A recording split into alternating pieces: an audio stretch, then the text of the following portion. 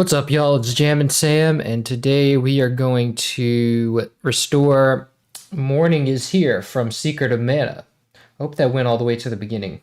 Yeah, whatever. So this is the song that plays. It plays at one part of the cutscene where, like before you fight the boss, there's like a whole slew of different new, like unique songs that play there. Like between, like I think it's like after the Oracle or the Thanatos or whatever it is, and then before the Mana Beast. I don't exactly know what the context is, but so I'm gonna play this song. It is quite a hectic song, but it's a pretty simple song. It's just all these chords, and then there's this melody that comes in, and then a flute melody later. Um, so I'm gonna play this. This shouldn't take too long. It should take us about an hour or two. So I'm gonna play this, and I'm gonna load up my instruments. Oh wow! Oops.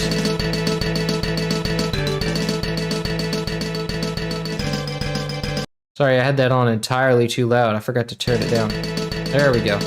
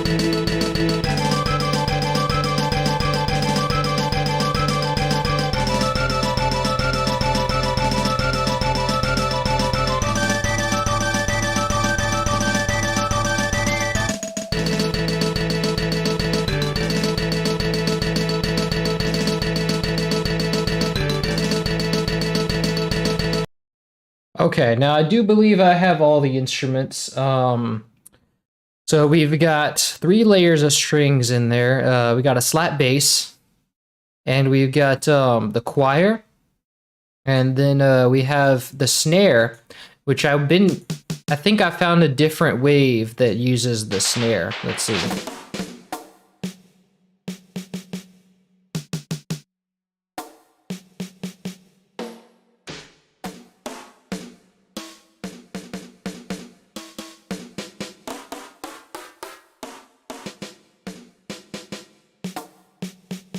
Yeah, I think it's this one.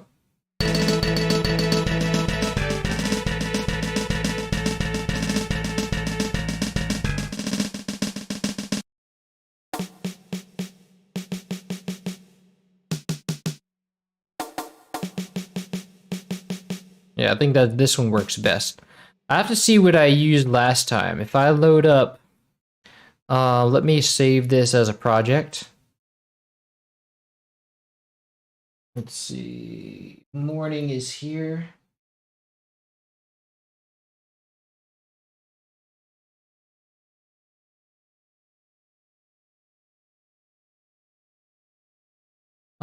So I remember this was that was used in Monarch and the Shore.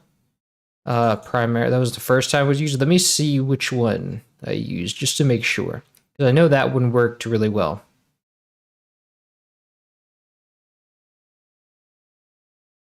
Avalon. And now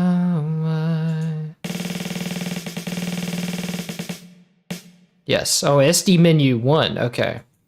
And it was G on SD menu 1. I'd probably be better off just recording this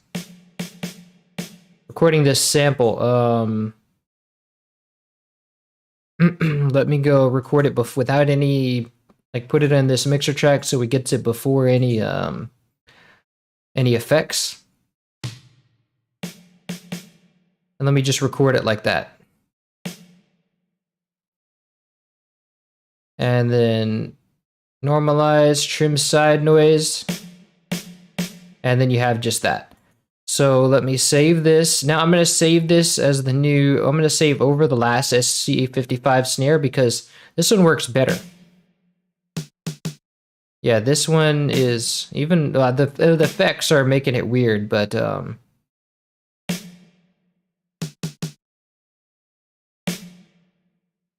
let's see. If I just, oh wait, that's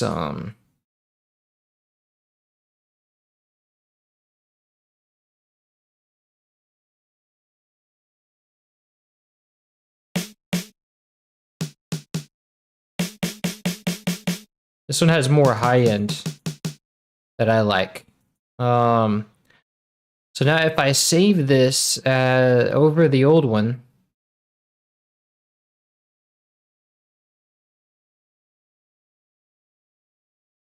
I can say, hey, this one has a better sound. So now I can just have it as a, oh, it failed. Wow. This probably means it's open in something, which is weird because I don't have it open in anything. There it goes. It's just if you have it selected, it'll say it won't be able to save it over because it's technically opening that file. Okay, so if we go back to morning, he is here and don't save this changes. Now I can just use this single sample instead of the VST. So I can delete this and then just drag the sample in. And so now we have our line. We have our samples. This all should be good enough. It should be everything. So now the first channel that we have is our bass.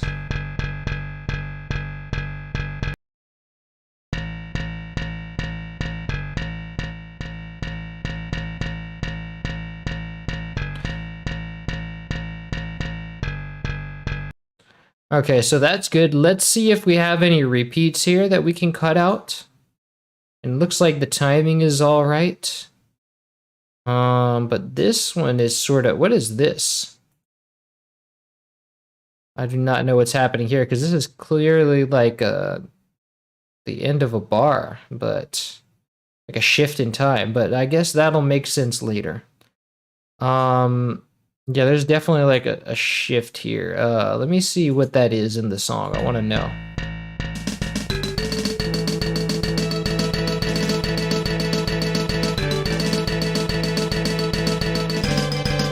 Ah.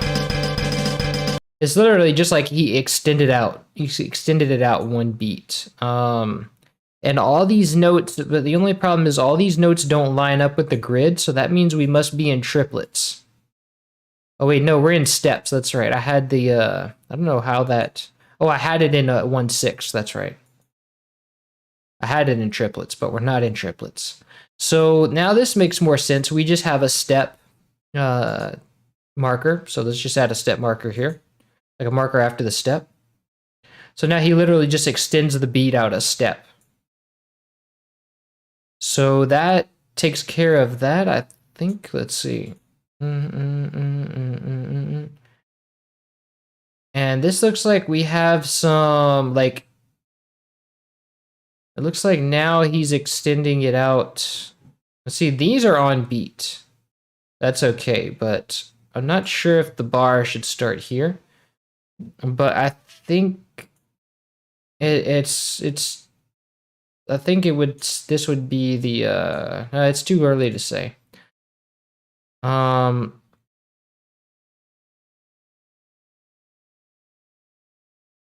and here it ends. It's a little bit of a wonky song.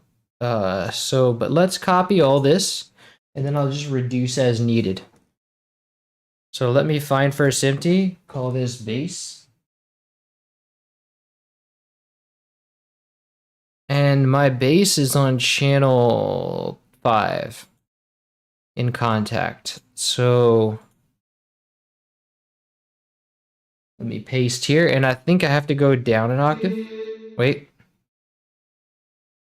Let me go to 5 and Alt-C to change. Yeah, it's way too high. I think I need to go 2 octaves down. There we go.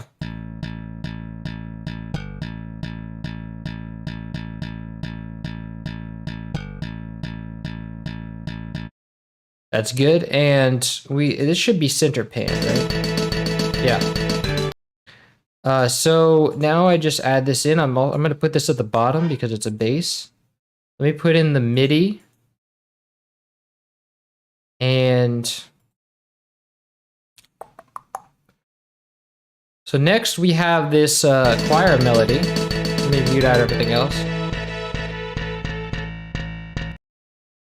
Which comes in later.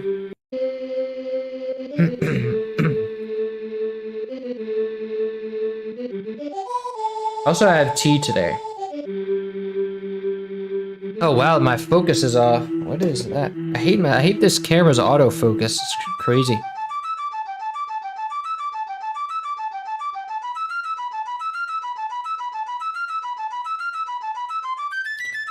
And then we also have a flute in there. So there is definitely a shift in timing here because these are consistently off beat. And this is the melody, so you know it's got to be like on beat.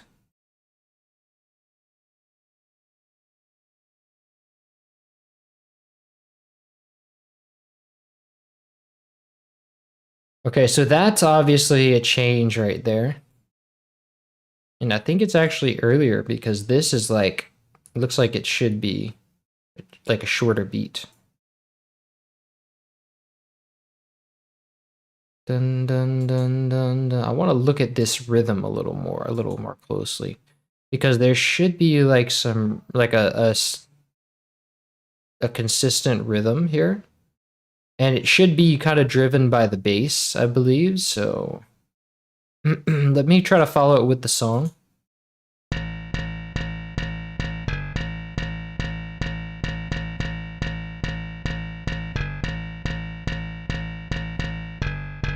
There's the shift.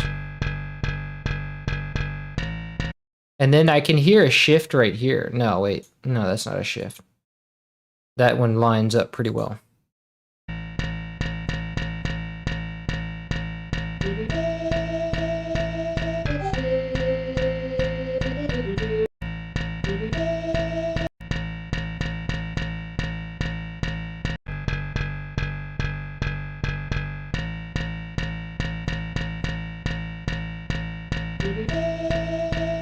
This whole thing is kind of offbeat, to be honest. Let's say that this is more on beat right here, because this lines it up perfectly. And then there's a shift here.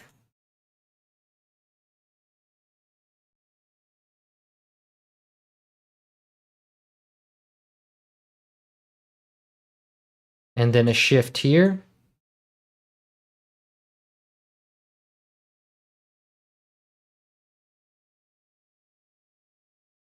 And then that's the song.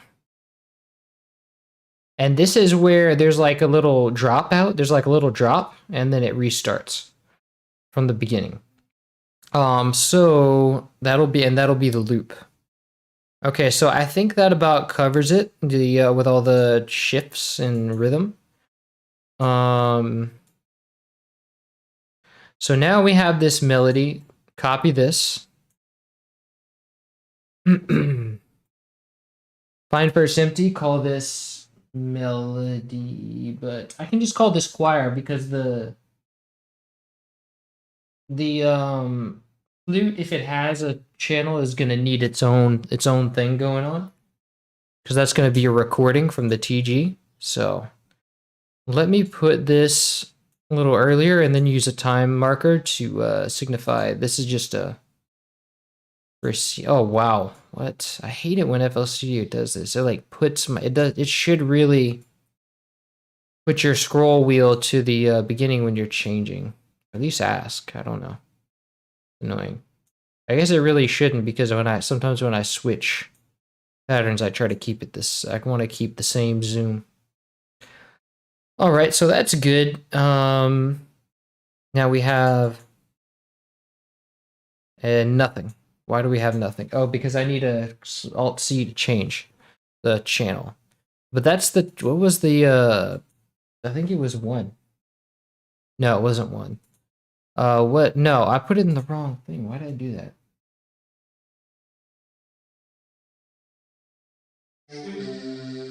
Okay, so there's our choir. Now we go an octave up.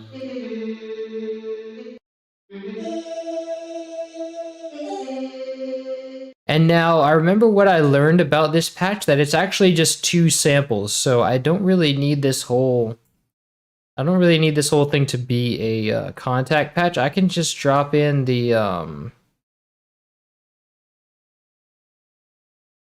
where did I put that? Let's see.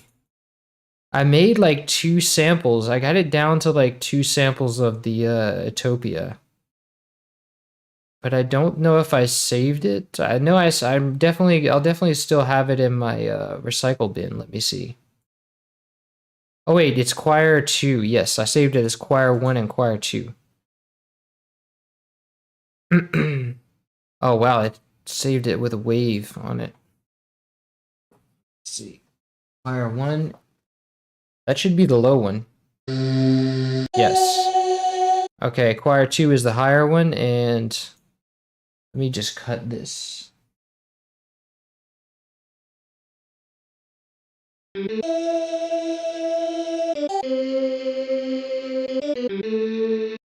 Nice. So now if we play that back in the song,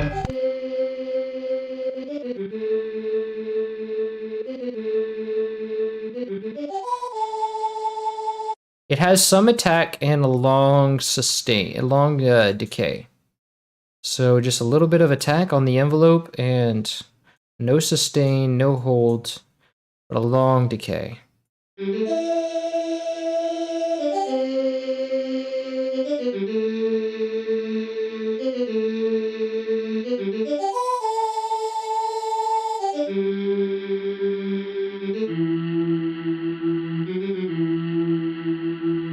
Nice.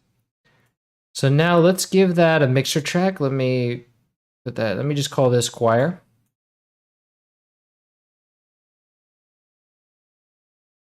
Let me call this choir as well.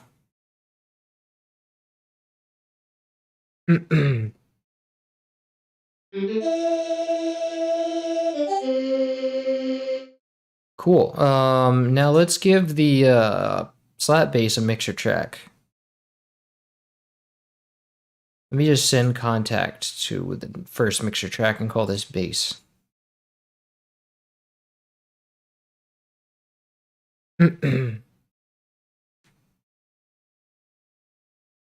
So now we have the flute melody. So for that, we're going to need the TG77, and we're going to use a MIDI out. Send this to port 2. And then I'm going to show you guys how I use the TG77.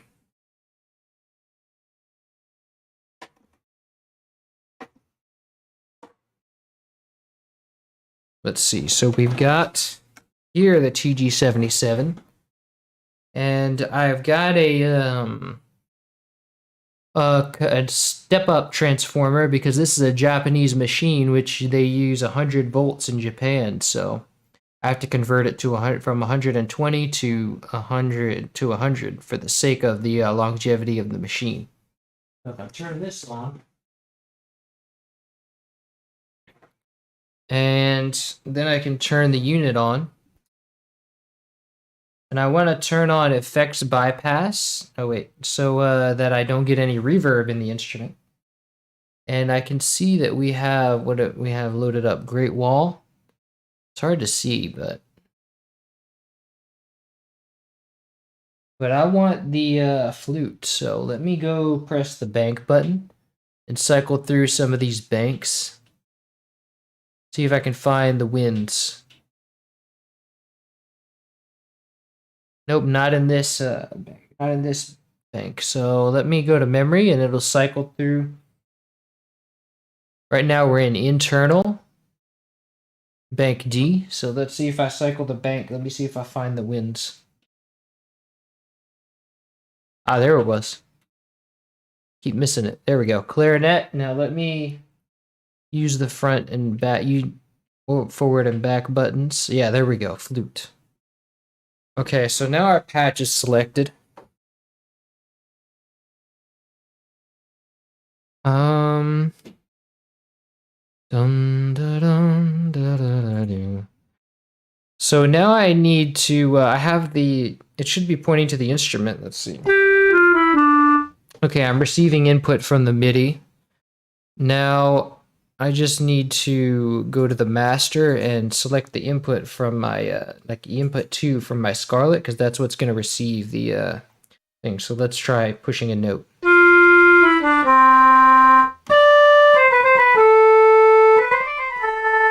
Nice. Okay, so now we're receiving audio. Now I just need to add an Edison. And then I need to go and grab my flute line, which is this. So let's copy this. And I don't think this is going to need an envelope.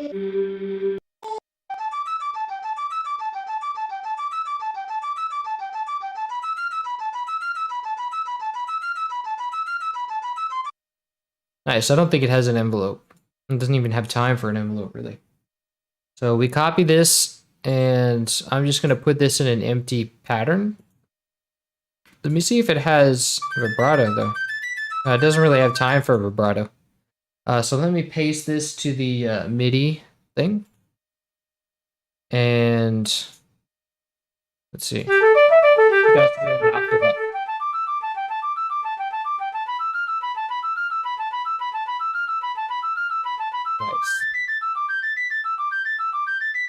Now I want this to be all like louder, almost at 0 dB. Let's see. Let me turn this up.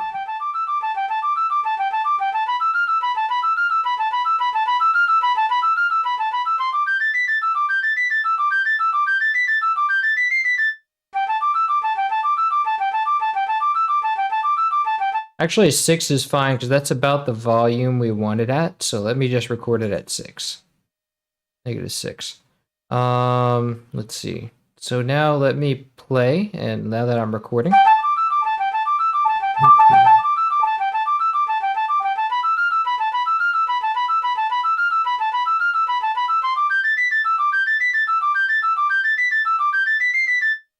Okay, stop playback and stop recording. Now let me trim the side noise. And then I want to save this as what's this song called? Morning Flute.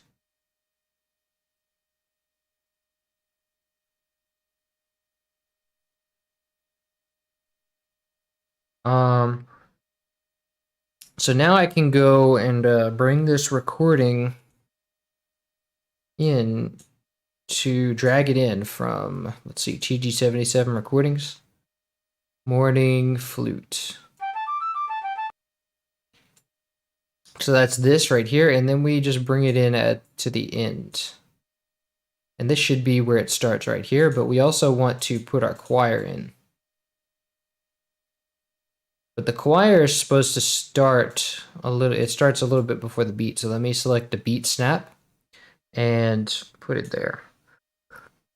So now it lines up. You can see the little mini notes here in the view.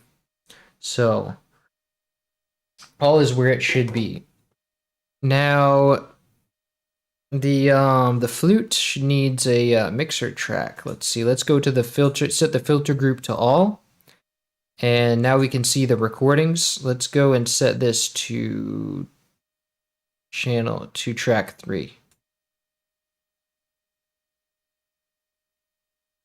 Now let's see. And I wonder. Adjust my. There we go.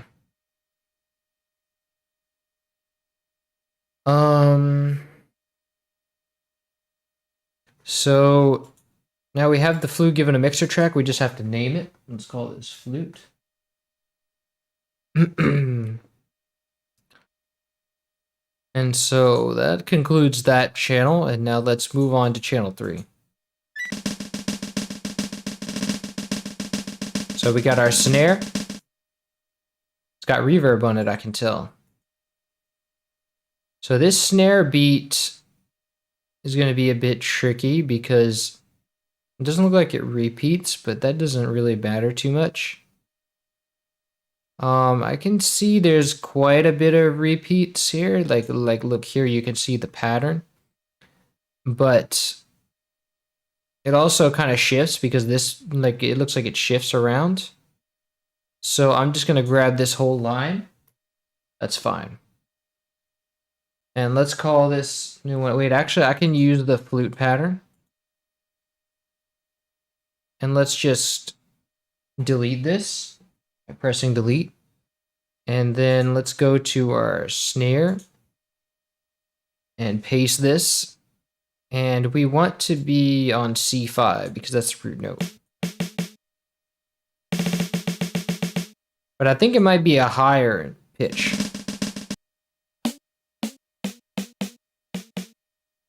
Let's see, maybe it's a D.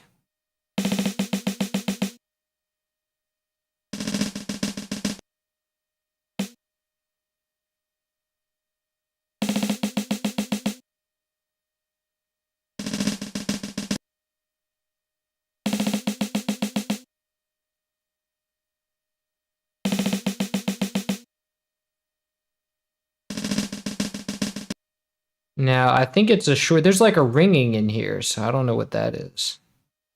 But we should probably make it shorter.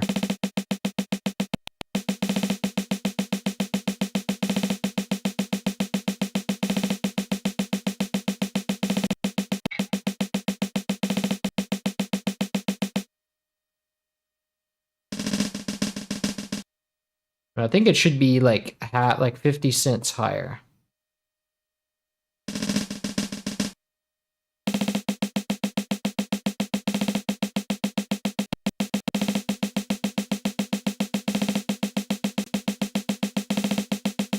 There's a little ringing in there. I don't know what that is. Let me see if that happens if I use the sound canvas instead. Oh, you know what that is? When I record, wait, no, that was not reverb. Let me see, because I would have had it removed in the project. Let me see if I go to snare menu 1 and go to copy this, paste it, but set it to G. Let me see, do I get the same thing? Do I get that ringing sound?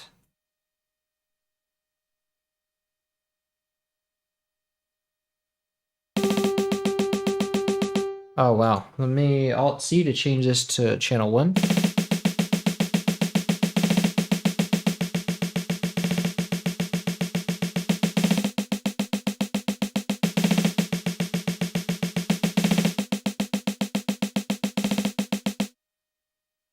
Nice. So I think that's, yeah, it's got the ringing sound in there.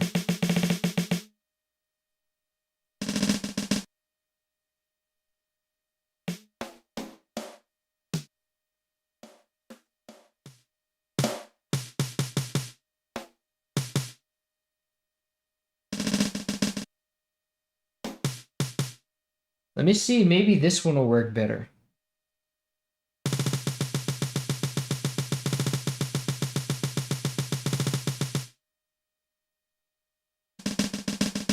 Nah, that's not it.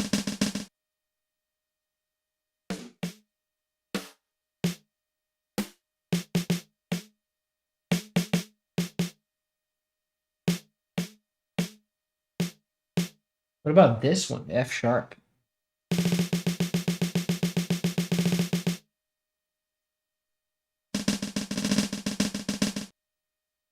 But if we pitch it up, then that makes it even better.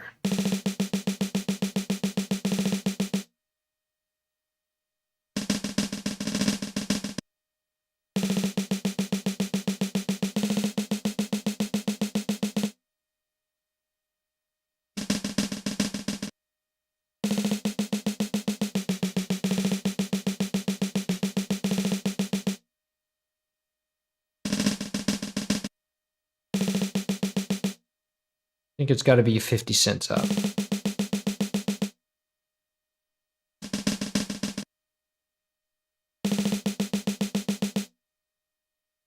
Maybe G works better. What's the difference?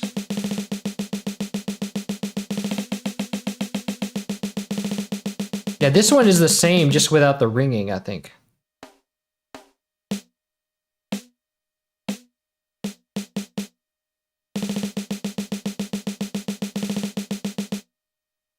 Definitely the same.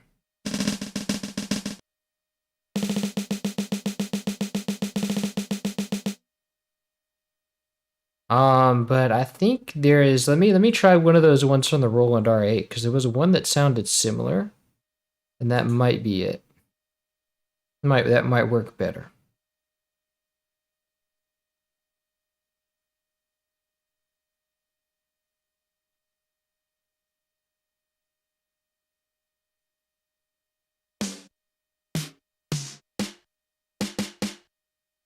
Maybe.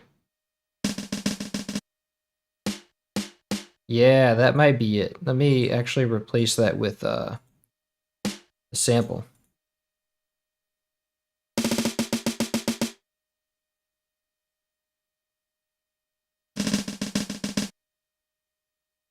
Yeah, it might just be as simple as that one.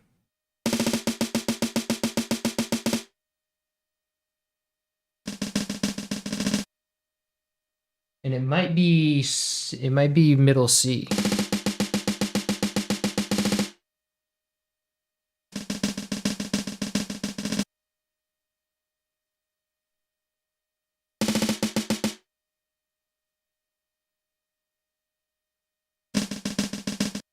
No, I'm not sure that's the one actually.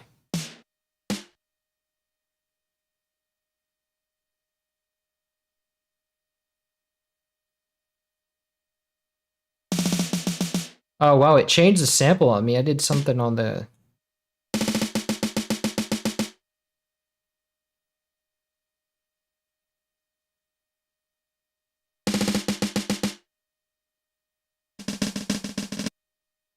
Yeah, it's definitely not the same one.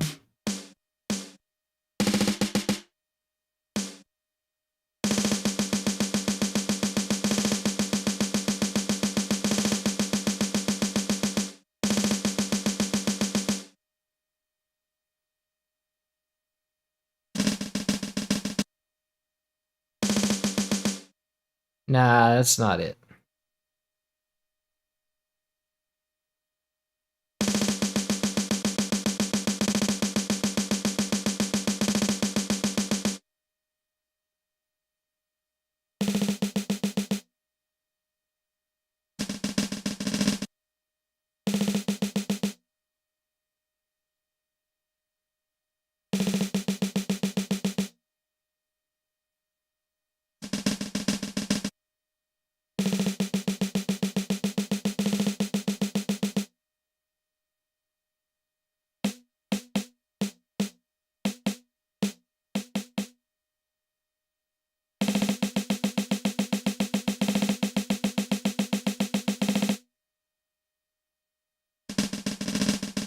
The thing this one works is just the ringing.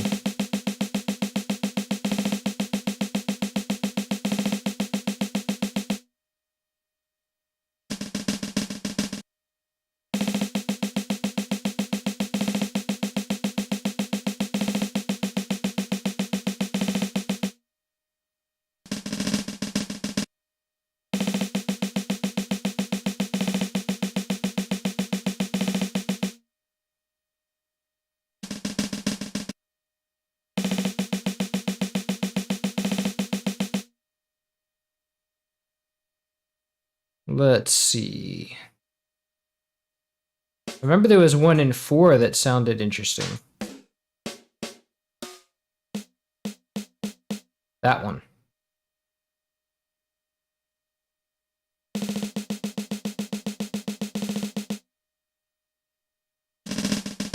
Oh, ooh, that one sounds even better.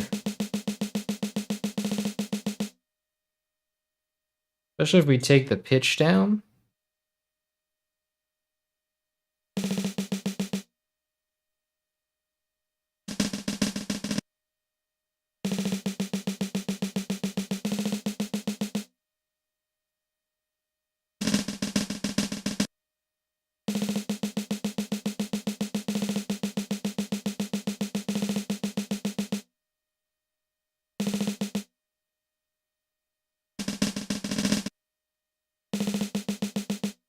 I like that one. I like that one the best. Because none of these others really work.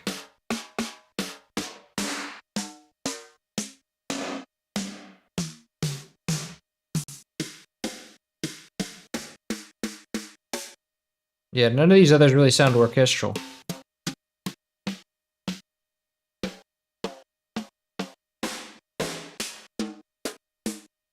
All right.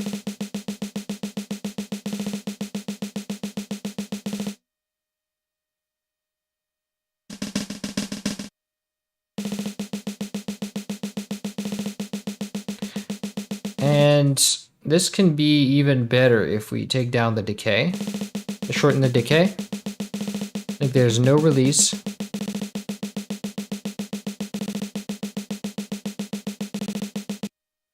Or maybe a little bit of decay. Or release.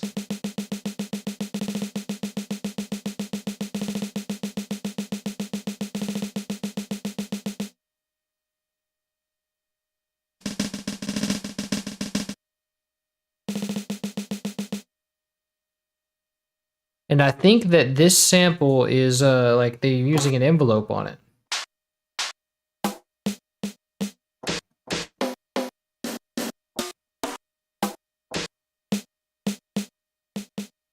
So let's record this in Edison.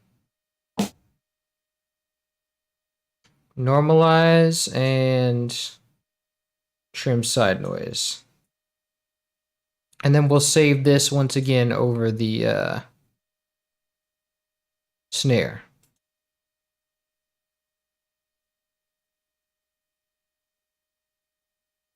And this says it's the, well, I went through them all, it doesn't matter.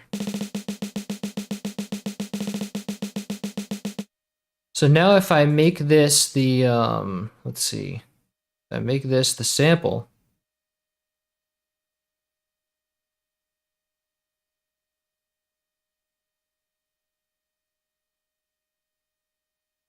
wherever that is.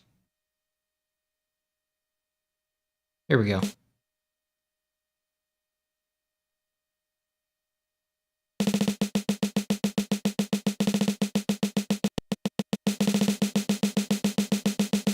So now I can go and like kind of zero in on the envelope here because it's like it's very punchy.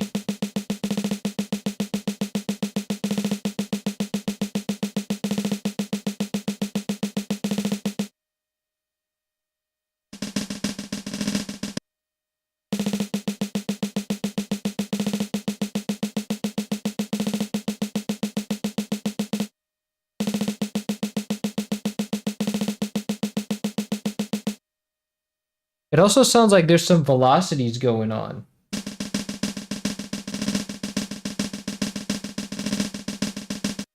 Yeah, there's some velocities that aren't being reflected here.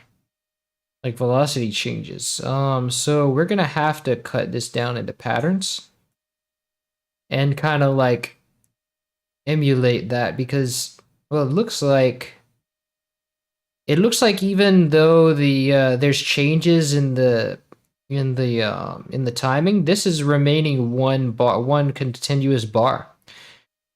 So that's good for us. That means we don't really have much. We don't really have much to worry about. That means I can just literally cut this whole like all this down to one bar.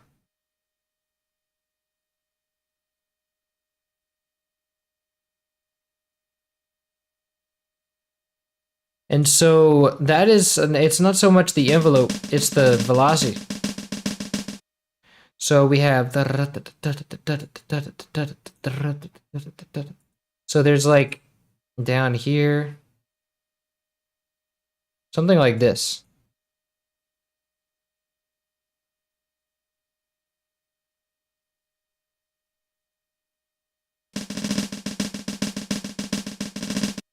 So the pattern goes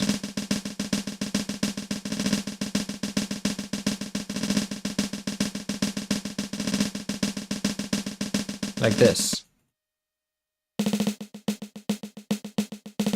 There we go. That's sounding more. And now it's too high.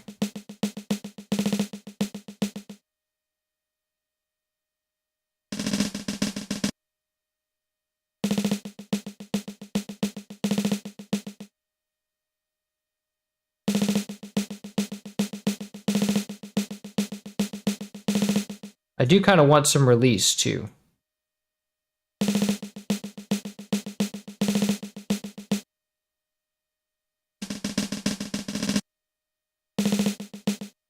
I do also think there's that sharp transient at the beginning.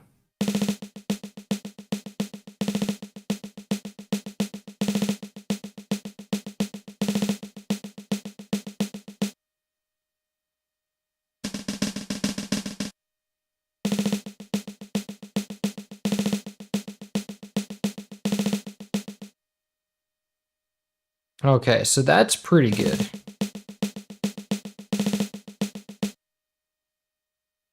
I'm gonna have to play with that later, play with that more later. But let me see, if I just add this in now.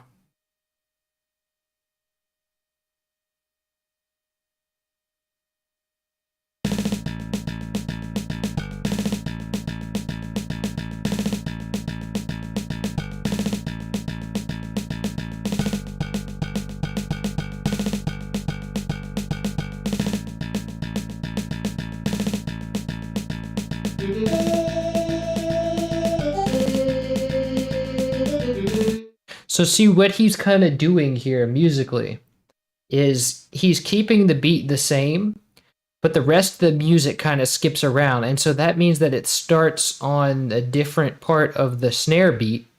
And so that gives it a little bit more interesting of a rhythm. So the rhythm is constantly changing, but this snare is staying the same. And I'm gonna put this right above the bass.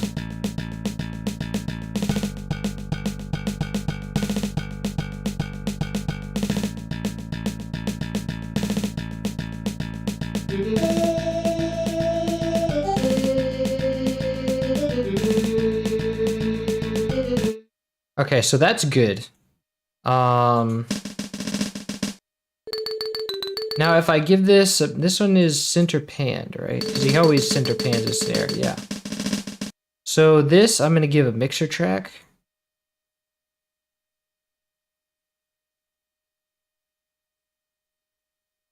So let's call this snare. And now we can move on to the next one.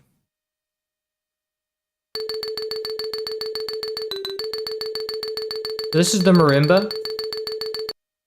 And he's center panning it because when there's not enough, it's a solo marimba, so he always has it center panned. And this is pretty much doing the same thing as the snare is. It's got the same rhythm, and it's also got the same velocity variation. So I need to remember that.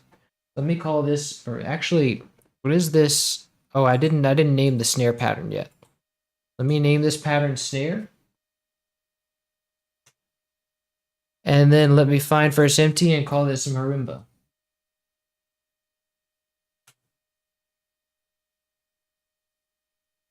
So now this is the one I've designated for my marimba. And I'm going to go into SC55 and chromatic percussion and marimba. And then I'm going to go and take down the reverb. Paste this here. And Alt-C to change it to 1. Go down an octave. I think, wait, down an octave. This is the wrong...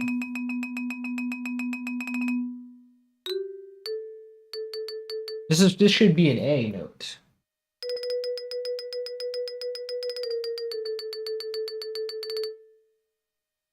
And this note never changes, right? Oh, it does change. So I might have the cursor at the wrong spot. Yeah, this whole thing does change. So wait a minute. No, I was grabbing the snare. Hold on. That is totally wrong.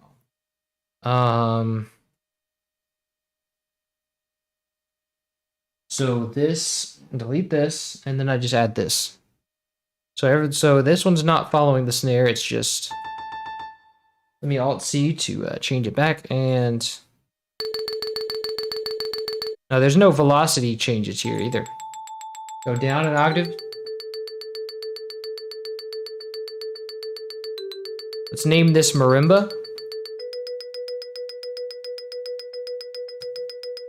And now we have that ringing because there's release in the sample, so we don't want that, and we want to turn the decay down too.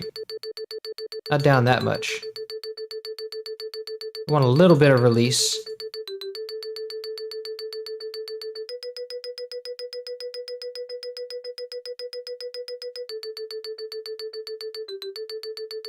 Nice.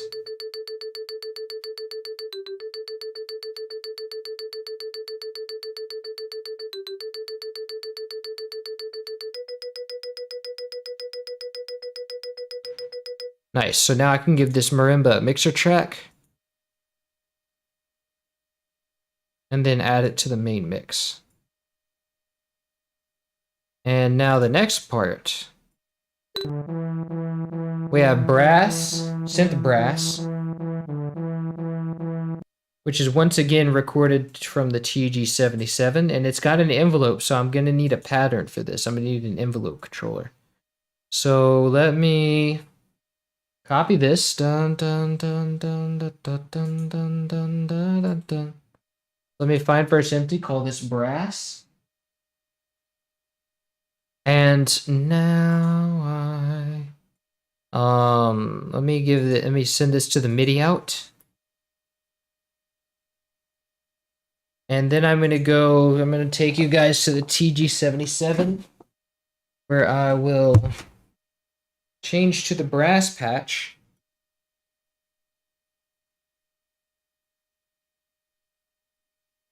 We have the flute selected right now. And let me see if I cycle my banks, I get any brass patches. No, I don't. We're in internal right now, so that means it must be, it says voice I. It must be in one of the presets. So I go to memory to find my presets. Wait. P1, we're in P1, that's presets 1. So let me go and select bank. Push in the bank button so I can cycle through. Let me see if I find any brass. Nothing. So that means I gotta go to presets 2. Push the memory button. And then now we see it says P2. Voice P2. So now I can just go to bank and cycle through. We have PL, choir, drums, Plux, choir, drums, Plux, choir, drum. Why does it never gives me brass? So apparently when I set the bank button, it doesn't cycle through everything. Let me try to go and find some brass if I just go to the -1 and like left and right buttons. So that's as far as it goes. And then keys, but oh wait. Brass, there we go.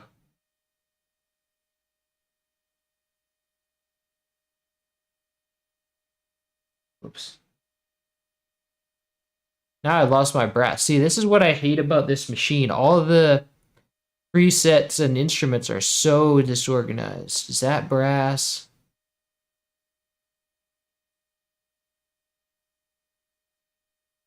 No, this is, I need a different bank. Let's see, I need a different, so if I go back to internal, let's see if we cycle through, we get any brass. Here we go, brass. 1980, that's what we're looking for. So it's in internal. I hate these synthesizers, man. They're so confusing. I don't know why they designed it this way, but it's really not convenient. So this is gonna be, I want this to sound like, so let's see how that, okay, that's the right pitch. And so I think it's too loud because I have my gain, it sounds distorted. Let me see. We turn the gain knob.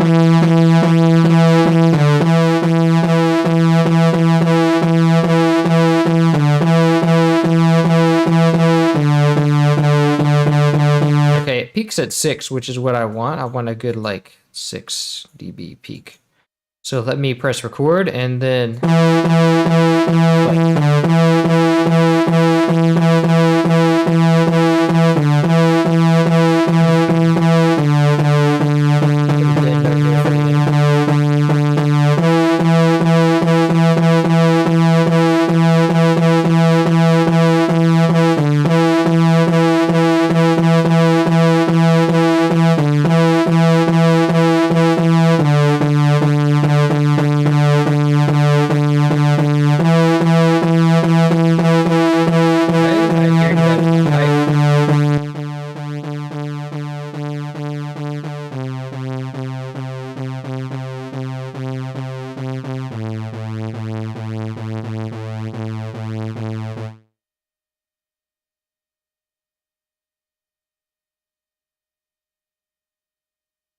and for some reason that was going bleed. I think that was bleeding through my headphones on the mic, so that's weird. Let me wait, no, I don't want to normalize this. Let me trim side noise. And then I'm going to save this as morning brass.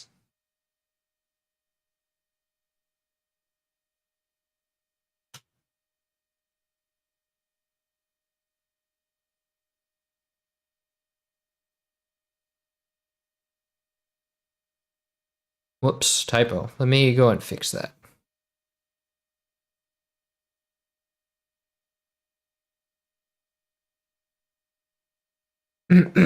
Now let me reread the file structure. Okay, so we got that. Let me drag it in.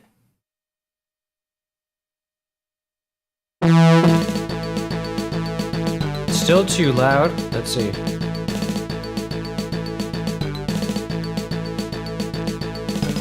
Now we can also add the brass pattern there.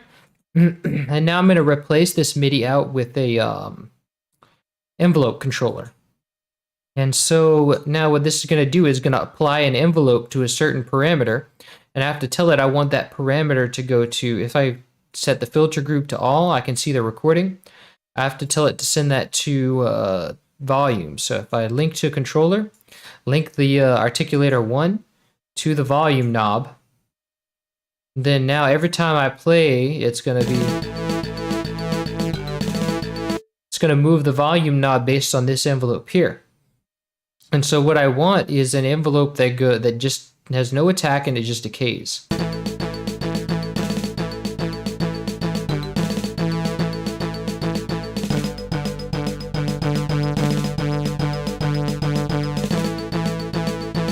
Now, but this makes the volume 100%. So let me go to the volume multiplier and take it down to about 50%. That's too much. Let me go to 75.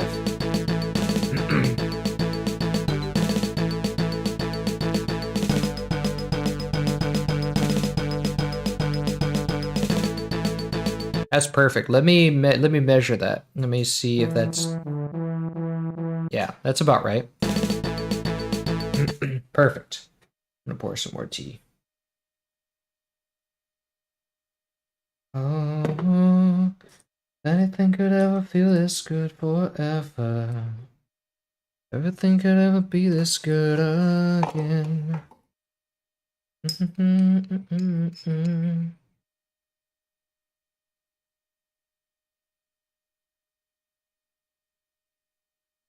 Okay, that's good.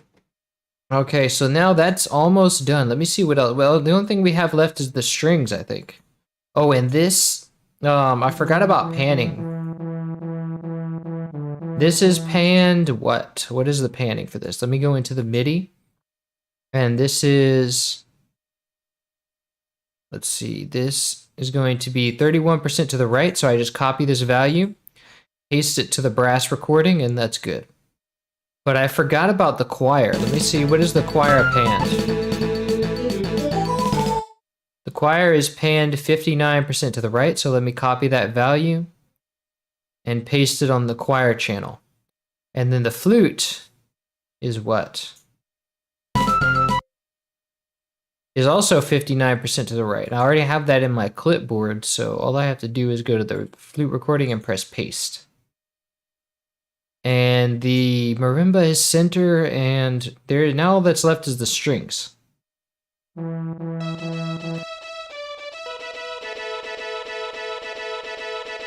So these are our staccato strings, very sharp. It's almost, no, not spiccato, more like staccato. So let's see. We have this layer, and it does follow a pattern. So I think I can just cut this down to like, let me see.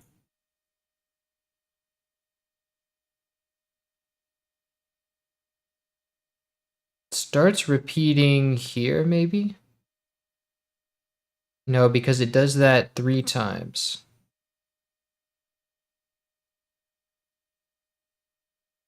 Anything could ever feel this good forever. Let me see. Because it repeats here, repeats here, repeats here, and where does it start to get unique? I think this is all a repeat. No, but there's 3 of them. So it's gotta be right here. Yeah, this is where it repeats. So I copy this, paste it, and drag this right here. Wait, no, it's not a repeat. Oh wait, it's a repeat here. Yeah, that's right. So it starts to repeat there, but then it has a new section here. So I want to capture that. So let me cut this, and let me just grab this second iteration, and that'll do. So I can copy this, and then I can do the same for the rest of the strings. Let me go find first empty, call this strings. And so the first 3 channels are my strings. Okay. So let me paste this here, send this to channel 1. And then in the same spot, I'm going to go and grab my other strings, which is starting from right here, bar 10. That's another layer.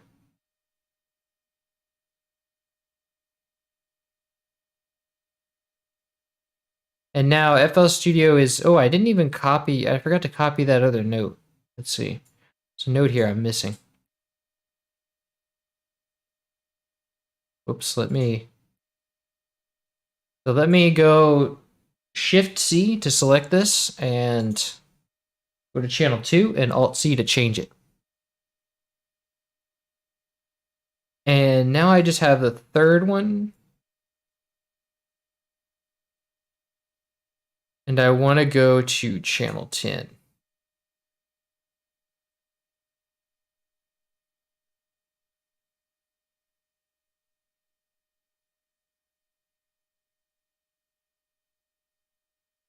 Paste this here, and then this is going to go to channel 3, Alt C to change, and this ought to be good.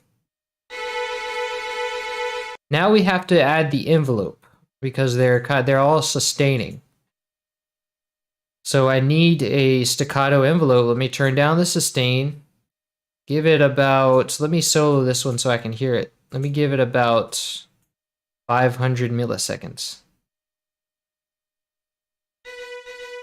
That's good. I like that. I could probably use a little more attack because now it just sounds like a sample. So let me.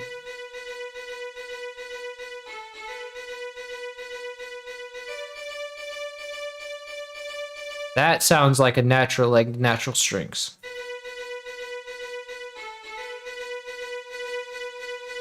Ah, that sounds even more natural.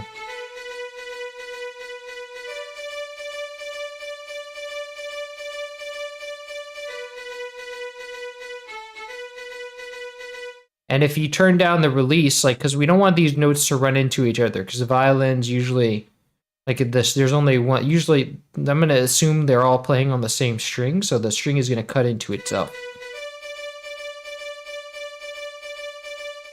Nice. So now we just use that envelope for all things. So we have 500 synths decay, 60 attack, and I'm just gonna actually save this as a preset, just new preset or whatever. I always keep a preset, just save new preset, and then just apply envelopes to everything. So now I can go new preset, boom, it's there. Then I can unsolo this and let me go to, boom, new preset. Okay. So now if I play all these,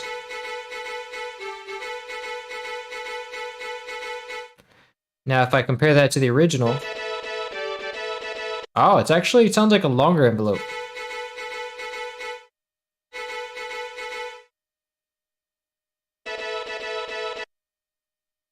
Wait.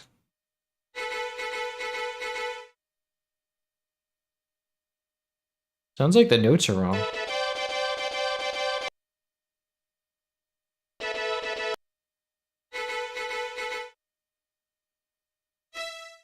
Let me measure these notes because I think one of them is wrong.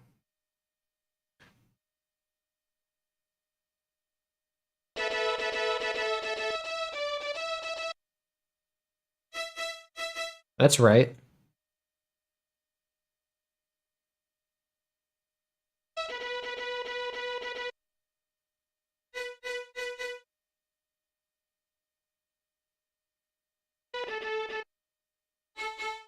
Now, those are the right notes, but let me see.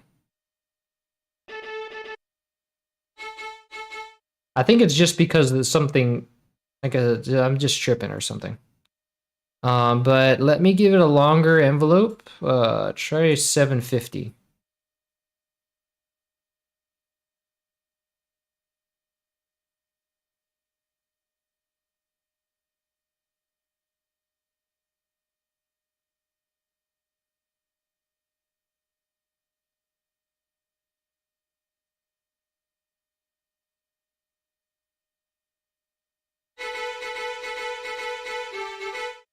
Nice.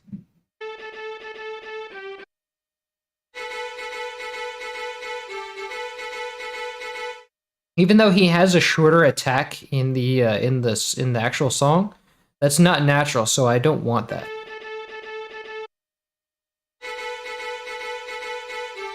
Maybe I can make it shorter. Let me try to do 40 milliseconds on the attacks.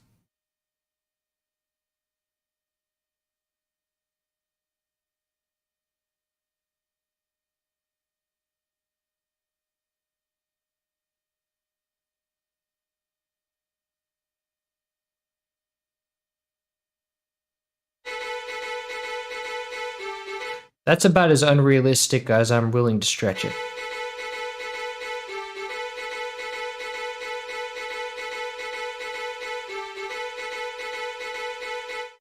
And that sounds right.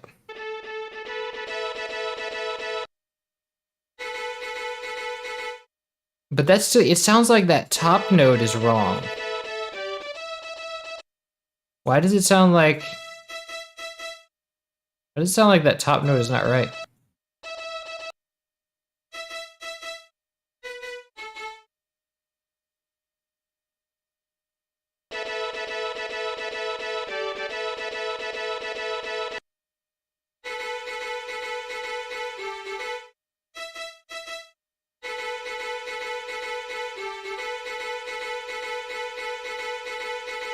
Oh, that other one isn't playing. Oh, that's because I did them wrong. Wait, hold on. Wait a minute. No, one is playing in both, I think. No. I'm sending one to channel 1, but there's no channel 1. Why is there no channel 1? That's because I removed the um I removed the choir that was on channel 1. That's why one of those wasn't playing. Which is weird because why wasn't it? It was playing when because I'm playing from channel 3. It plays whatever note in the piano roll you're selecting. But if I had hit the note, it wouldn't have done it.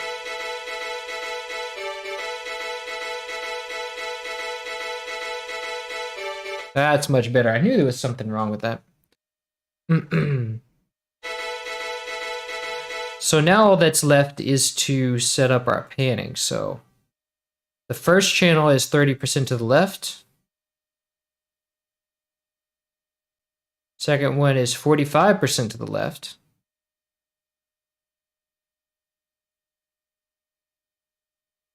And then it's 58% to the left. And if we paste this, I'm going to make some space for this right here. Nope, not for that.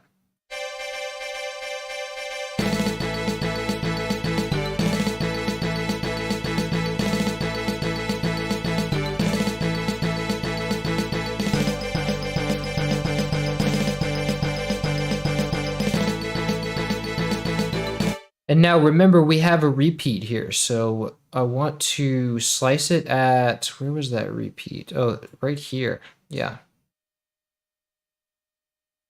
So let's put this to the end and extend this out.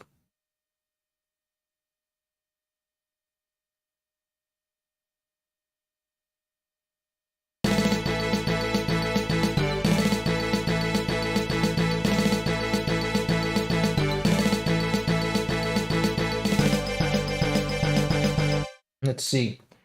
Hi, I found your channel from your DKC2 track. I love them. Thanks. You're welcome. Welcome to the stream. Glad you like them. All right, so this is coming together very nicely. I like this. I do have some things to give a mixer track though. I have to give the brass a mixer track. Let's see. What else? I need the strings to have a mixer track because right now they're going through the bass output. So let me create a separate output and change the other strings to match that output. Now we have to tell Contact this output is going to plug in outs 3 and 4. And then we have to tell the FL Studio's wrapper plugin that which mixer track to send this plugin out to. So we're going to send this to, and it goes in relative. So the main channel is sent to 1. Now we have to tell it how many plus. So we want this to end up at 7, so we have to go plus 6. 6 plus 1 is 7. And now we have to call this strings. And so now it should show up here. There we go. And that ought to do it. Everything is sent to somewhere. Yeah, that's good. So everything has a mixer track. Now we just need to mix it. And I also need to loop this thing actually. And I forgot to remove this dead note. So now it's a simple loop. I just literally just Control B. That's it. But now it needs an ending. So let me see what kind of ending this wants to have.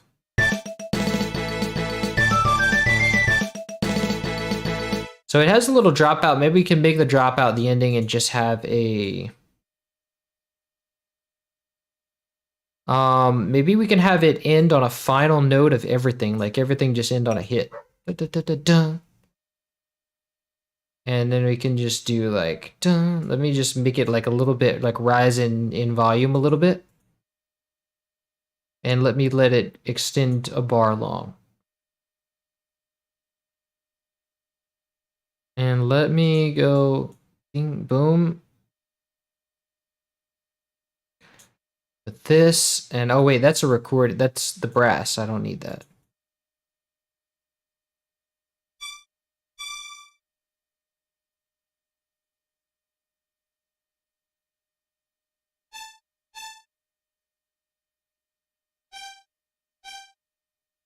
Make this a little bit louder.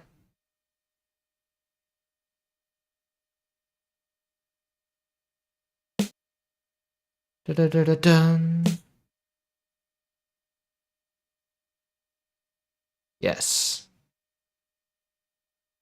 So now we can now most of these snares, now that we put something at the end of this, all these snares are going to extend in length. So we want to just select all these clips, trim them down, but then let this one come out.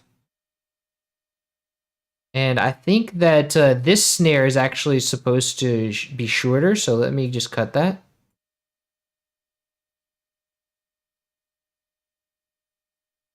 If I recall correctly, let me see. I want to make sure that that's right. But it keeps changing me back to this one. Yeah, the snare stops. Everything but the marimba. Oh wait, the snares keep going actually. So that's good. So that means I just have to move this last note earlier.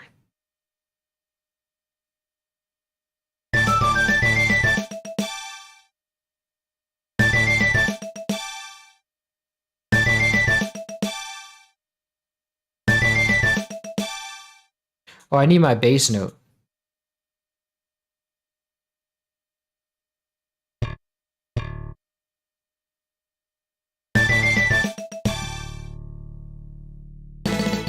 Nice, I like that. Actually, I kind of want to fill the rest of these in for that last one and just give it a da-da-da-da-dun. Let me make all of these. Okay, so this one needs to be loud. Let me just make all of these like a loud note. Da-da-da-da-dun. Yes.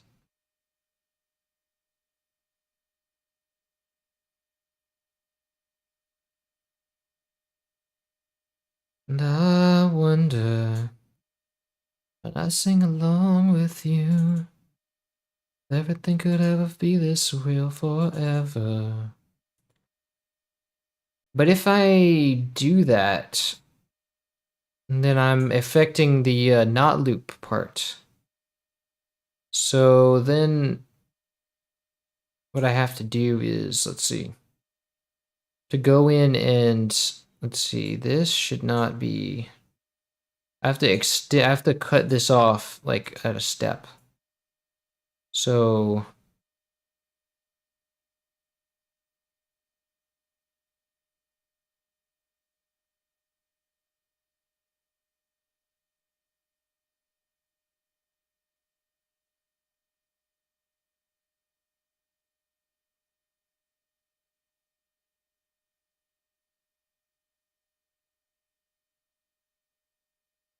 okay, so that works.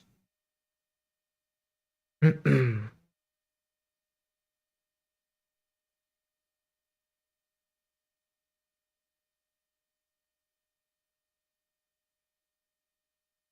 now let me Oh, but these are going to be louder too, so that's going to affect it. Unless I just make these loud and then this one like normal volume. I think that would be interesting.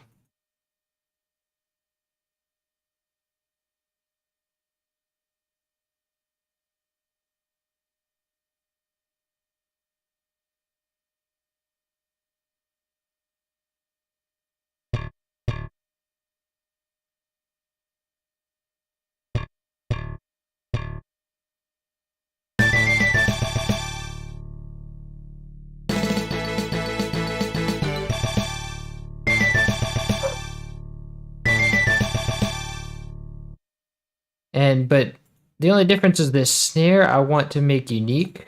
Because these have to be like da da da da da.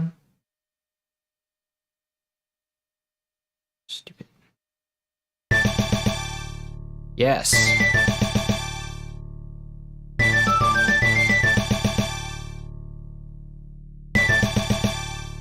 I want these strings to be shorter though. Yes.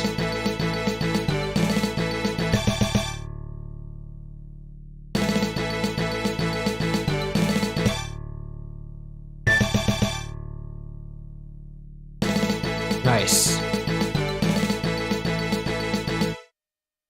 Cool, so that works.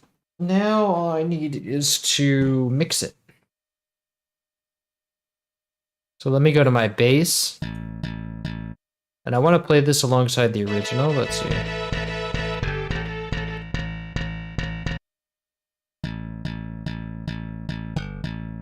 Let me give this saturation. Yes.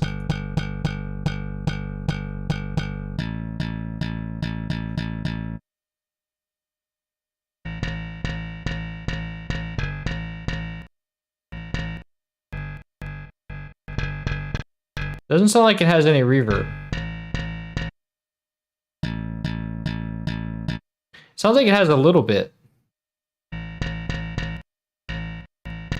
It's just really short.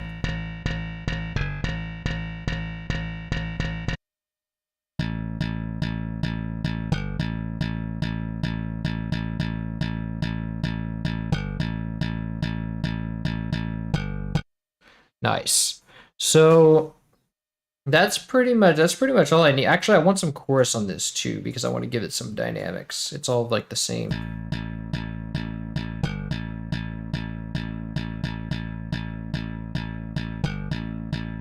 Yes.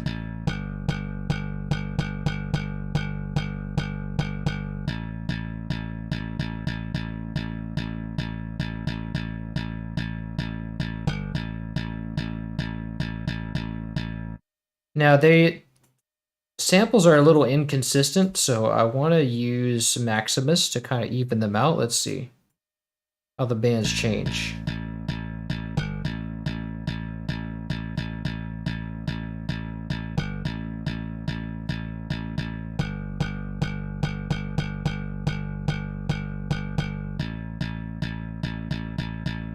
Yeah.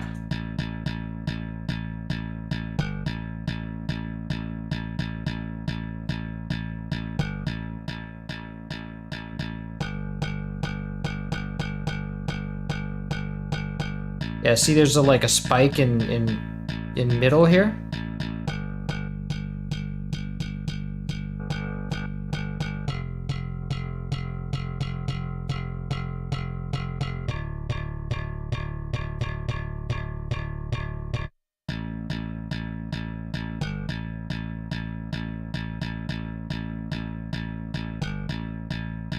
See, now that just makes it a little less intense, those changes between samples.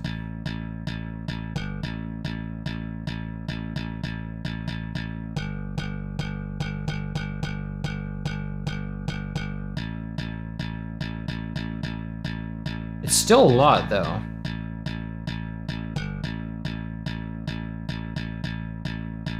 It's most pronounced in the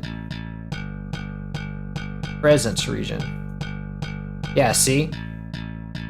This is like, no, that's the change happening.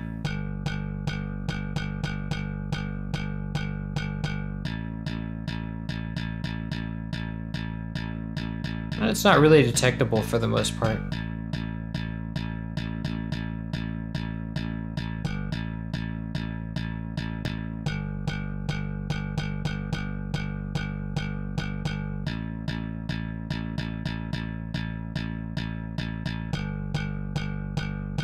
It's still a little sharp, but that'll do. That'll be fine. So now let's send this to accompaniment reverb. I'm gonna choose a...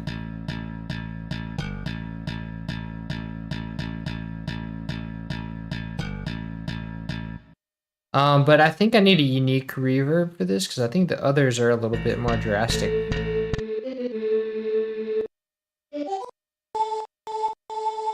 No, the other reverb is all the same.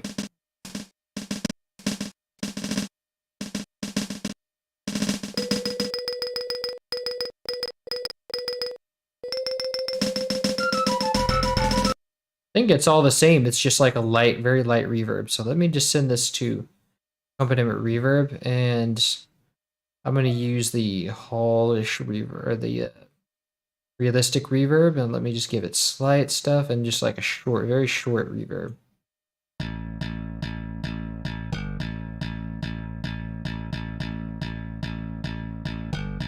Yes.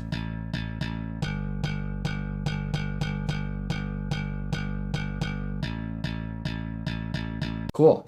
Now the choir. Let's see.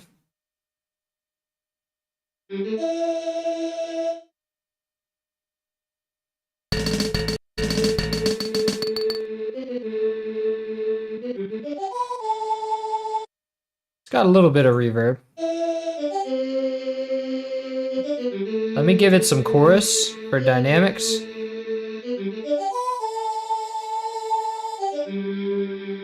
me give it a little faster of a chorus this time.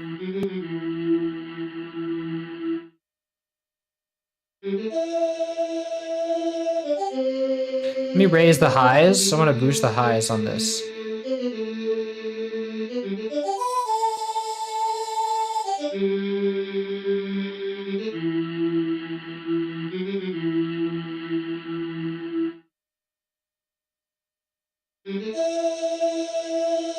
I don't like that curvature.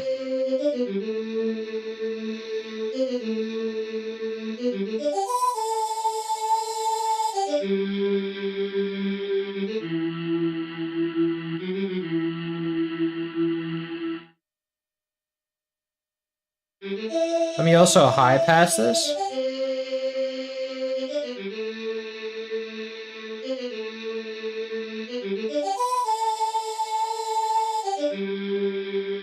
Nice. Now reverb is going to be key here, I think. I want a good short reverb, like but more than the other one. About the same length, just more.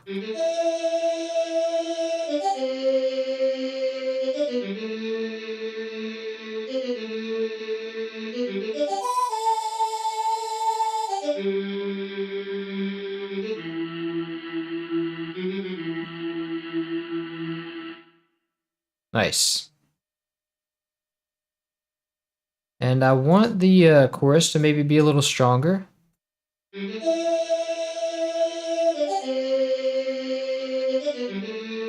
Nice. I'm gonna give it a little saturation too.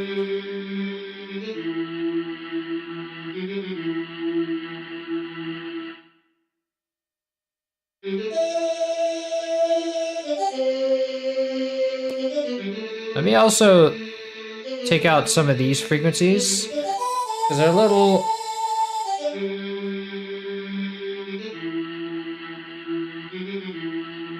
No, it's not these. It's like something in here.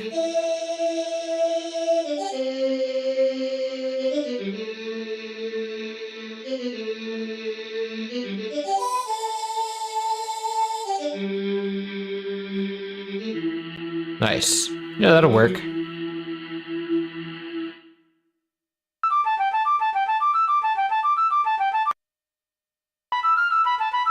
Nice. I like the reverb on that one. So let me give it some slight chorus.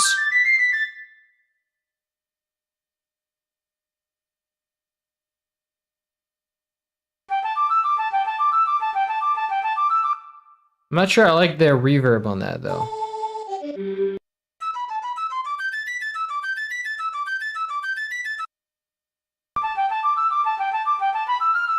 But I think I need an envelope on this one too. Let me see about the reverb too. Yeah, it's got a little bit of reverb, but I think what's getting me is the envelope. So let me find first empty and call this flute. I think there's a little more. Yeah, it's the envelope there. I can see an envelope. I can see the volume thing moving. So that's probably an envelope. I just didn't think it would make that much difference. Like I can see it's just kind of moving. So, but it does make a difference. And let me go and copy these notes.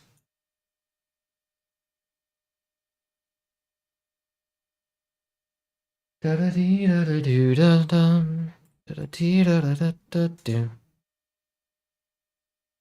let me add a envelope controller.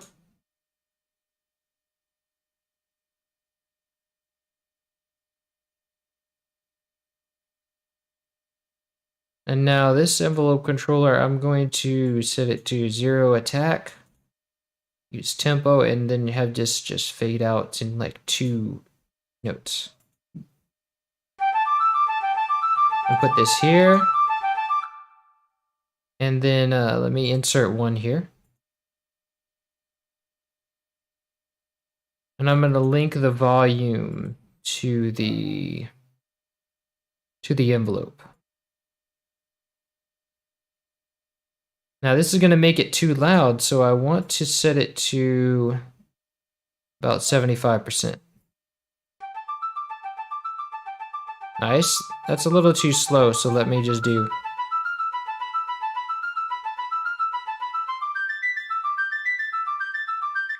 Nice.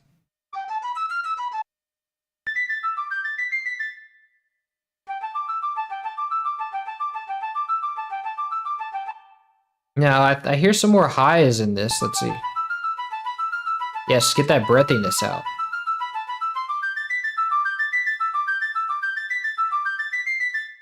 Yeah, bring the lows out. There's some breathy in the lows, too.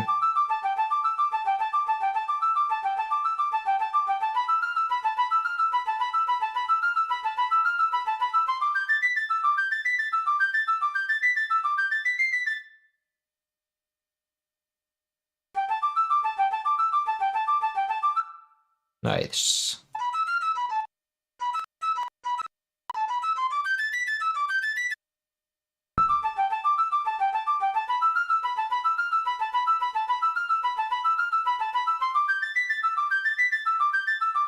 Let me put some saturation on that. Yes.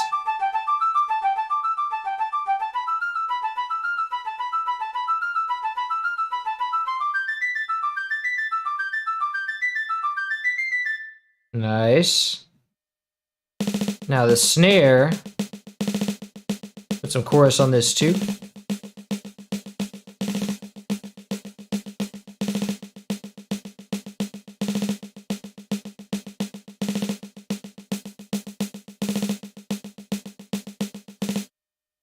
I think I want some more treble on this. Let's see. Ooh, and some bass.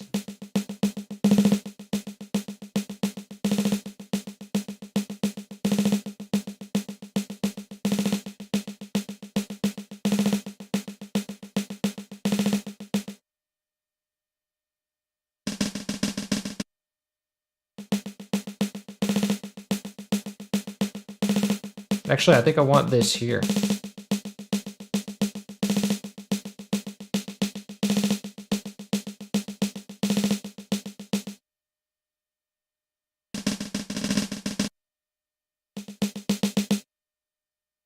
Nice.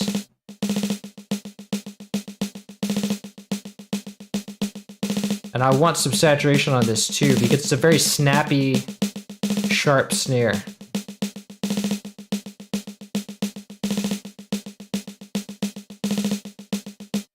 Now the key to all this is going to be the reverb. The reverb is really what's going to sell it.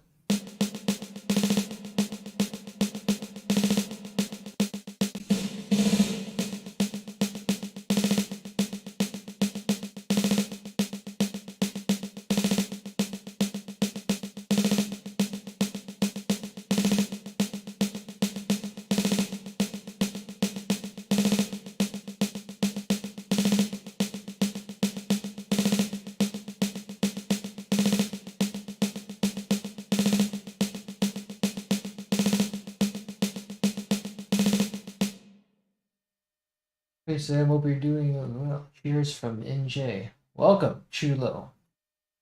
Yeah, New Jersey. Nice. Pretty close by. Dude, I'm in Queens right now. So that's good. I like that. I wish this snare was more buzzy.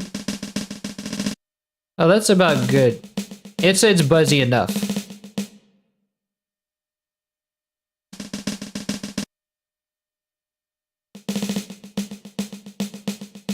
Actually, you know what? I wish it had more treble, actually.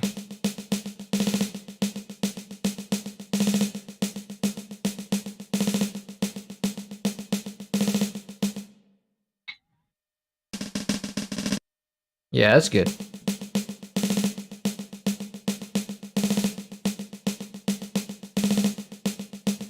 I'm also hearing like the different kind of reverb that the SNES has, like the delay-based reverb. That sounds really good.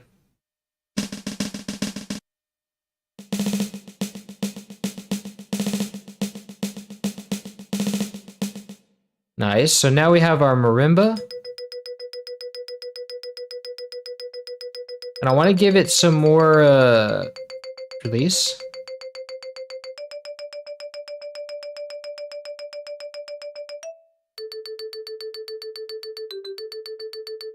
Yeah.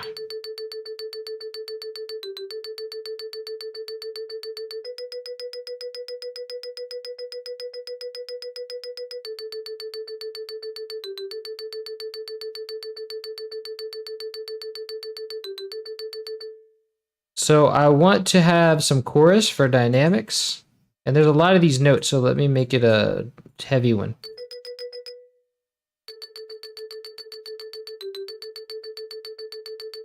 Yes, I like that. Now let's get a saturation on it. Nice strong saturation to bring those out, but let's definitely compensate for the volume.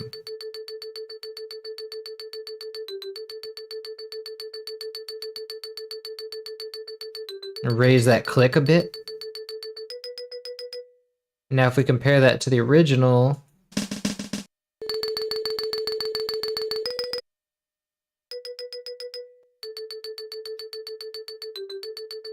nice. That sounds beautiful. So now we have our brass. Oh wait, I need to send this to reverb if it needs it. That reverb is probably what's giving it that, like, it's because it's more flowy in the original. Yeah, it's got a little reverb on it, because if I...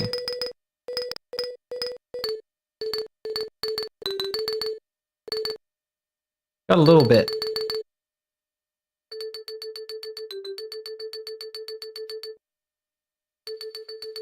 Yes, there we go. Now our brass.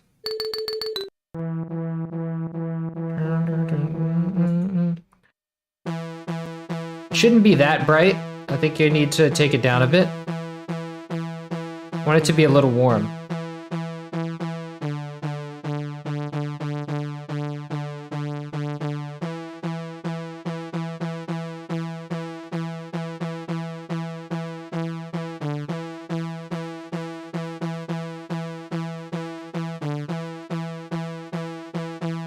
And then I just want to give it some chorus.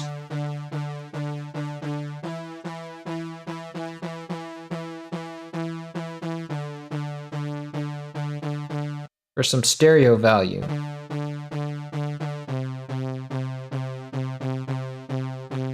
It's plenty saturated, so I don't need to saturate it. Let me just...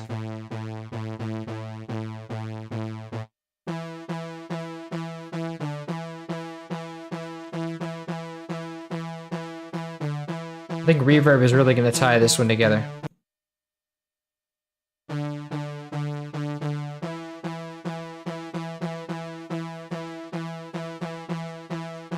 Give it some stereo separation.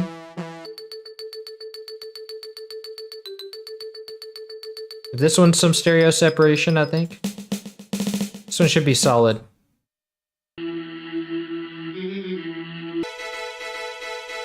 Now the strings.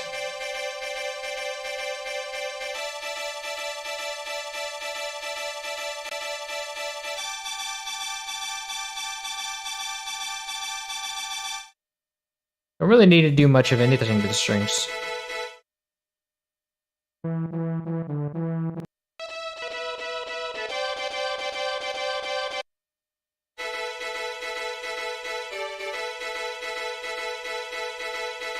Yeah, let's just send that raw to accompaniment.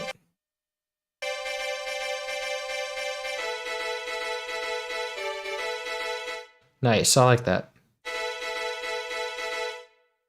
So now let's see it all together. Nice.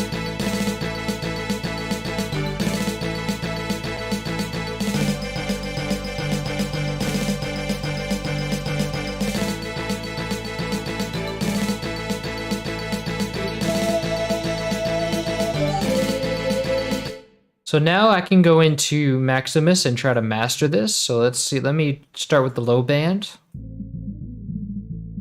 Let me first set the low band. I think the bass kind of peaks here. This is the separation right here.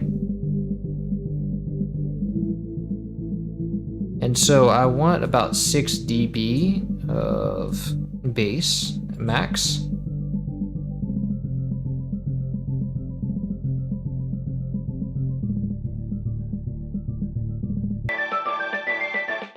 Now the middles, I want about 3 dB of.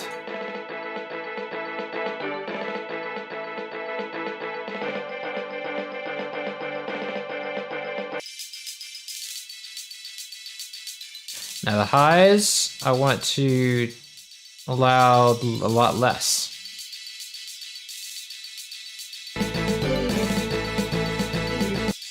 Actually, the highs I might not do anything to, because those can kind of fly free.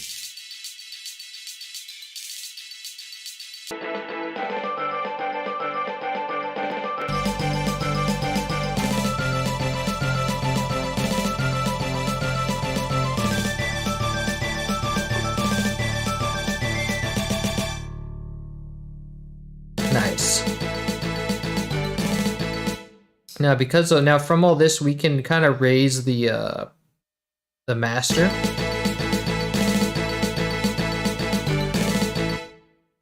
Oh wait, but I have to judge this at the like when the melody comes in, because when the melody comes in is when it's going to be the loudest.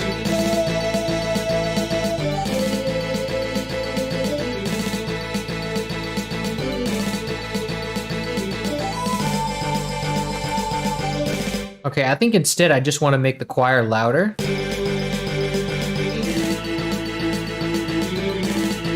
And then I'm going to give this some more room.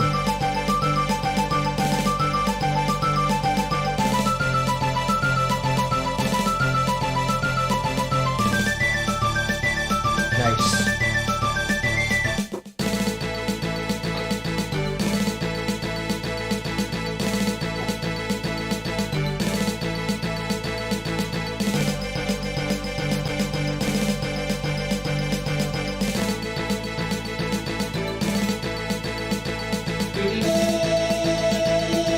That's a little bit too loud.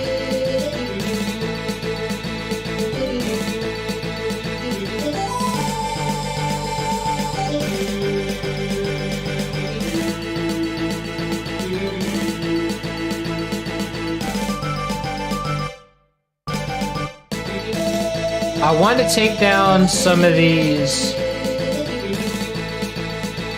No, I want to take down this instead.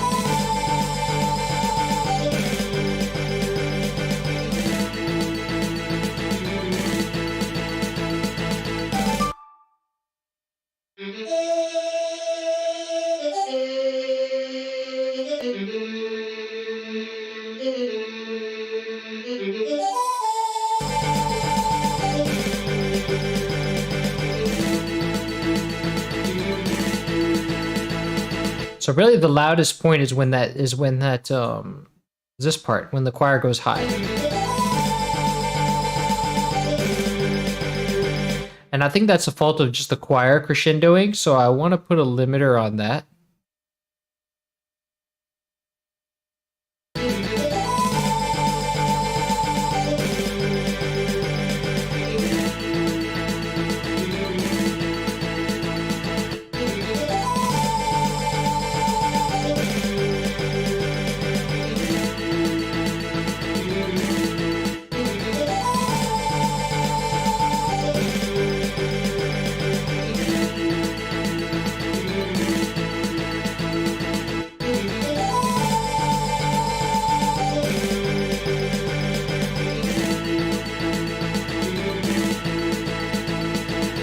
Okay, that doesn't sound too, like, compressed, does it? Let's see.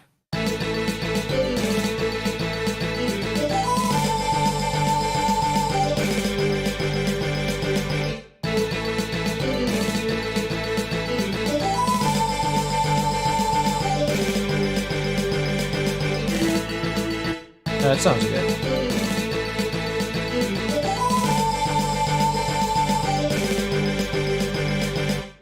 Nice, that sounds good. I like that. Now I'm going to play it once all the way through and just do some naming.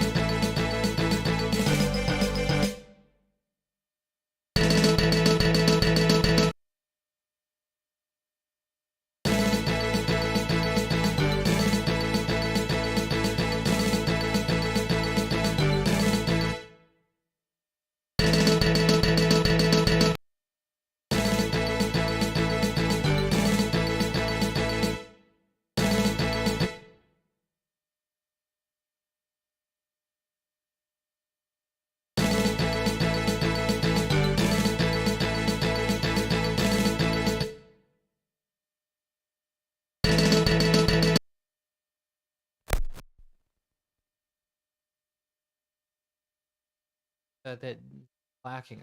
It's like it just needs to feel a little more full. I know the bass needs more treble.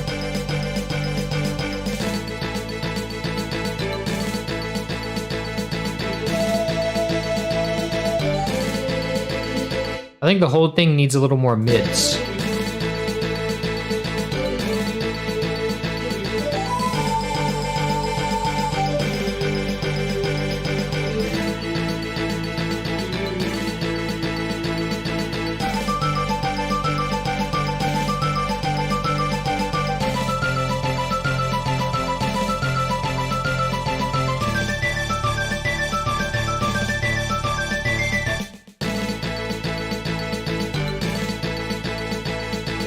That's good. I like that.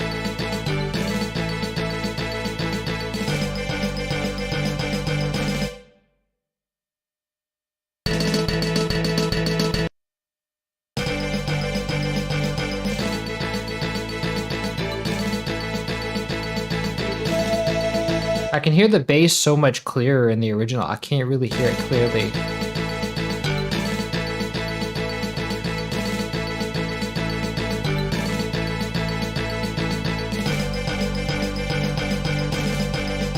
I want more bass.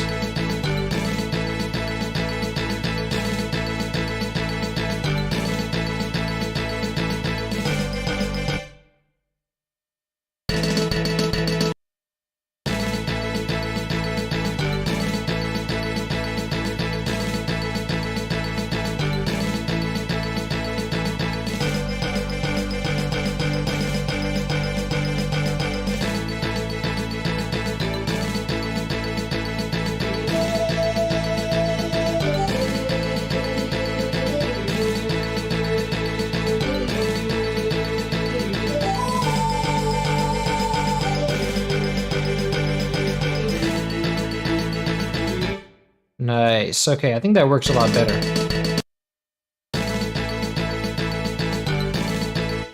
And I want more presence in the snare.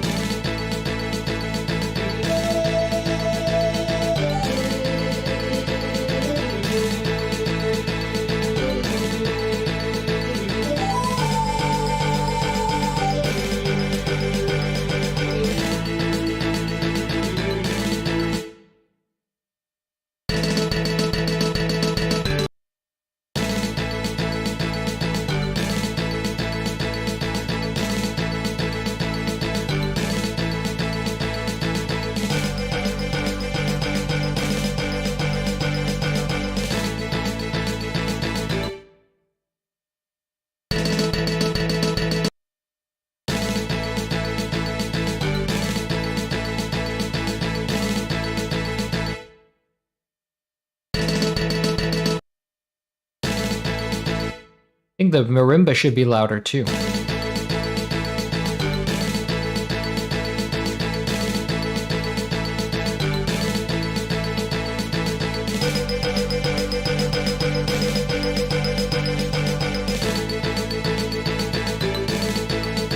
I also want to saturate this.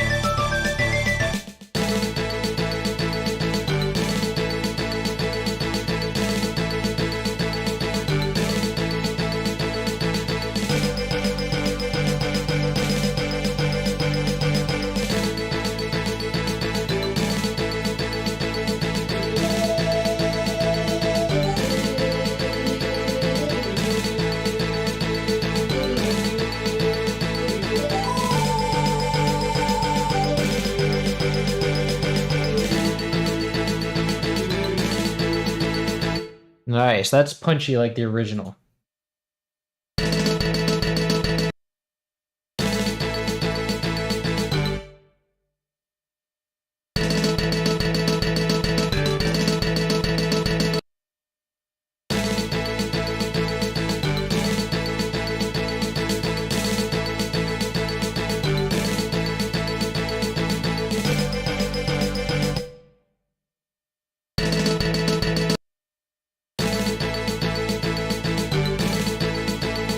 I think some of those snare notes are too quiet, are too like they drop too much.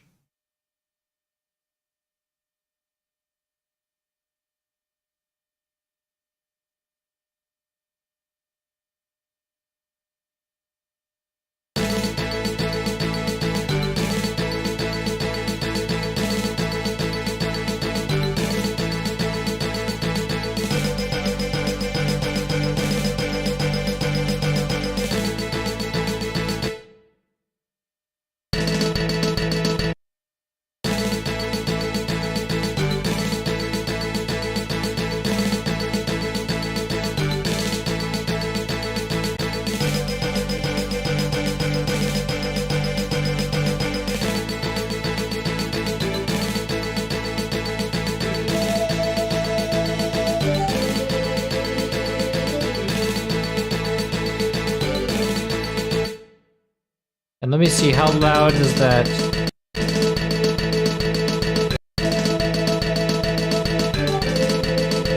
Now that choir is buried under there, so I don't need to do anything with that. Nice, so that's punching like the original.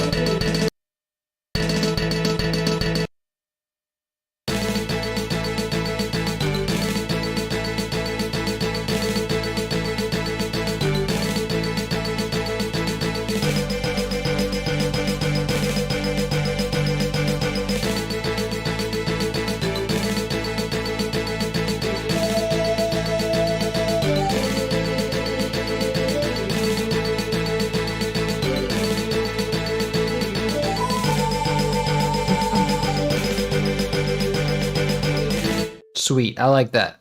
I think that's good. Let me play it one more time.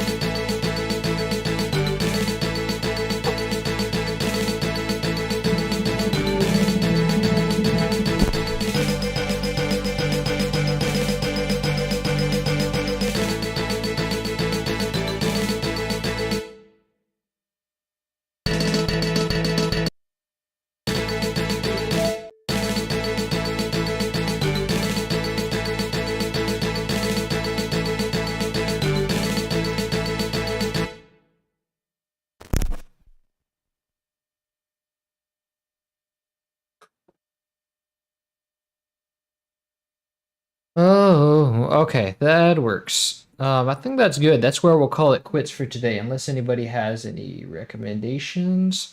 So yeah, I'll call that quits. This will be on the, it should be on YouTube tonight. And tomorrow we will be stream. I'll stream tomorrow as well. I can do stream before work. All right. So and tomorrow we will be streaming. What are we streaming? Leave time for love. And so yeah, that'll be on par for tomorrow. And this will be up for today. All right, guys, thank you for coming to the stream and have a great day. Jam and Sam out.